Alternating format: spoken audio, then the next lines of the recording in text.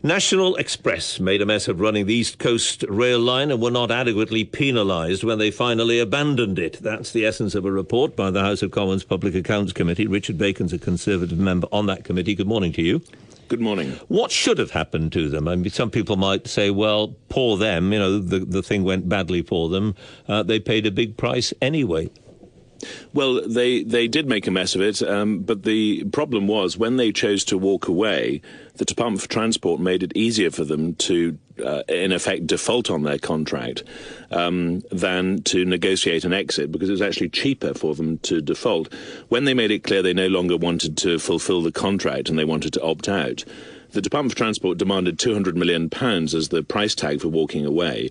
National Express offered £150 million, and in the end, the Department for Transport accepted £30 million less than that, supposedly because I think the department would probably say it was worth foregoing that extra cash in order to reduce the supposed risk of other train operating companies trying to do the same thing. But the fact is the taxpayer lost out to the tune of £30 million straight away, and over the life of the contract, this was worth £1.4 billion to the taxpayer, will lose very much more than that. The total contract was £1.4 billion, right? That's right. But didn't the National Audit Office say that the termination of the contract had been well handled?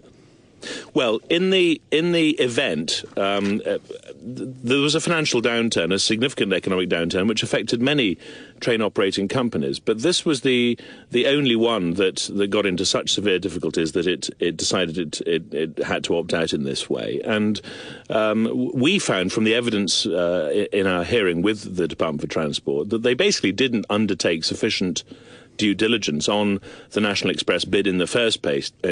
They offered the largest ever payment for a passenger rail franchise, but they failed to meet their profit forecast almost from the word go. And as soon as the economic downturn actually happened, the losses started to accumulate extremely quickly. So one of the lessons from this is that the department, in awarding new franchises, and there's now an argument, a quite good argument, that franchises should be over a longer period to give train operating companies more time to invest and so on.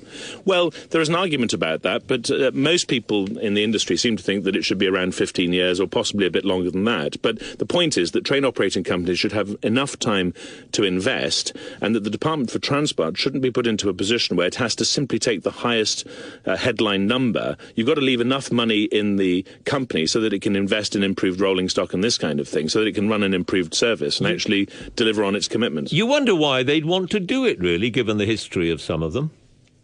Well, I mean, there are train operating companies that have made profits, and, and rail privatisation has, of course, been very controversial in some ways. But on the other hand, passenger numbers have shot up over the last 20 years since rail privatisation, and so has freight. And, looking at the history of nationalisation with all the things that used to be nationalised, from motorbikes to car manufacturing to shipbuilding and steel and so on, I don't think anyone's seriously suggesting that we should go back to that old model. But we've got to find a balanced way forward that allows train operating companies to invest for the long term, and for the Department for Transport to get a reasonable deal for passengers. Richard Bacon, many thanks.